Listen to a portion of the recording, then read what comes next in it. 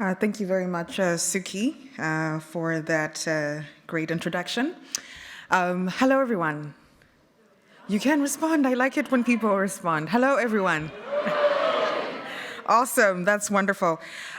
So today I am going to give this keynote speech, and I'm very excited that I've been invited by the Better Politics Foundation to speak as a young person, as a Gen Z, as an African, and also as a woman.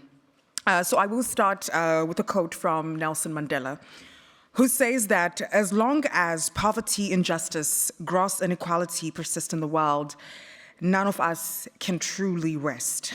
And that's Nelson Mandela. So we live in an age where the local and the global are no longer separate. The child in Kibera feels the trauma of a decision that is made in Washington. The price of bread in Lagos can rise and fall depending on the war 1,000 miles away. A drought in the Horn of Africa echoes in the corridors of Brussels. A refugee camp in Sudan reminds Europe of its own humanity. This is the world we inhabit, intimate and interconnected, yet our politics often behaves as though we live in isolated islands, each pretending to not see what is happening to the other, and each pretending not to see what is able to bind us. The challenge of all time is to rediscover politics as a shared human project, a politics of human possibility. Better politics begins not in the halls of parliament, but in the quiet recognition of our lives and that they are intertwined.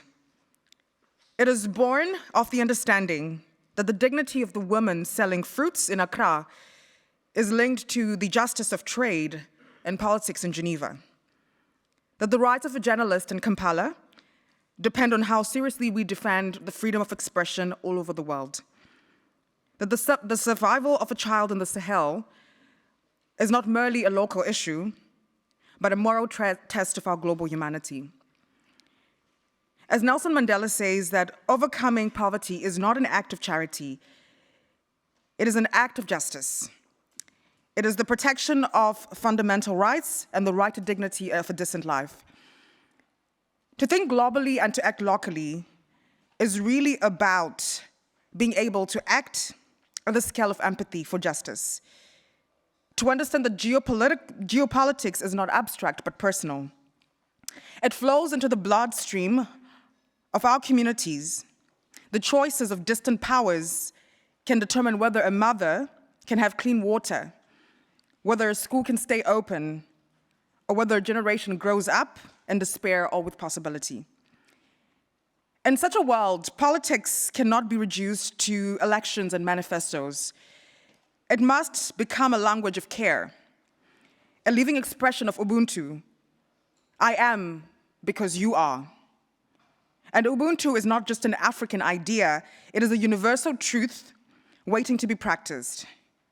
It calls on us to recognize each other's humanity in every decision, to make compassion not a luxury of the private heart, but a discipline of public life. A politics of human possibility is therefore a politics that listens before it speaks and legislates. It builds systems and infrastructure of accountability, not as punishment, but as a form of respect. Respect for the citizen who pays their taxes, for the youth who dreams of a fair chance, for the grandmother who believes in the promise of their country. It is a politics that understands that corruption is not only theft of money, but also theft of trust and theft of the future. Across Africa, where I come from, a new generation is demanding this kind of politics. Youth, especially young women, are insisting that representation must mean transformation and not tokenism. They're coding new economies, reimagining leadership, and reminding us that the future does not wait politely to be invited in. It breaks through the door. But this generation that we call Gen Z also bears the deepest contradictions of our age. They are promised a future brighter than their parents' past, a world where technology, education, and progress would open infinite possibilities, opportunities, and doors for them. Yet many now find themselves locked outside of those doors. The promise that life would get better for each generation has become futile. What their parents could achieve with modest means and fewer degrees now demands more labor, more education, more debt, and yet delivers less stability, less security, and less joy. The ladder of opportunity has not disappeared. It has been pulled up. The cost of living rises faster than hope. Home ownership, decent healthcare, dignified work, all feel increasingly out of reach. And it is not because Gen Zs are lazy or lost. It is because they are inheriting systems that are broken and unequal. Systems that operate like a beast that is not tame. A global economy that rewards speculation over service, consumption over compassion, profits over people. They are working harder than ever, yet being rewarded less than ever. They scroll through promises of abundance while living within structures of scarcity. If better politics means anything at all, it must mean confronting these systems that are imbalanced. It means asking not only what kind of world we are leaving behind, but who gets to thrive in it. It means redesigning our economies that serve to be those that serve humanity, not the other way around. It means honoring the young. And for that to happen, we must build systems that outlast charisma. We must construct institutions where accountability is embedded and it is not optional. Where transparency is a culture, not a campaign of rhetoric.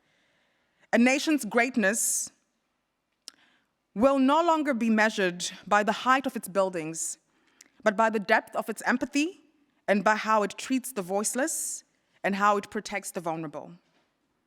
In this interdependent world, no one's dignity should depend on someone else's dominance. The politics of human possibility demands that we reimagine how power works, and not as a tool for domination, but as a tool for shared responsibility, where leadership is not a privilege to command, it is about the courage to serve. So as I conclude, I stand on how we are supposed to rethink systems, and particularly to infuse a sense of hope. A radical pragmatism in the hopes and in the beliefs that our convictions can only work if we are able to challenge systems, to rebuild them from the ground up, and to ensure that we build infrastructure that supports the dreams and the possibilities of our young. A politics of possibility begins with this one simple truth. We rise together, or not at all. Let us be, in this era of politics, where human dignity is a priority, where we center empathy over ego, and we have an architecture of care as one of the foundational embodiments of how our systems work. Only then can we say, honestly, that we are acting globally, so we are acting locally, but thinking globally. Not as citizens of nations alone, but as citizens of humanity. So I will end by a quote from Archbishop Desmond Tutu, who says, "My humanity is bound up in yours, for we only can be human together." And this is what better politics is about. Thank you.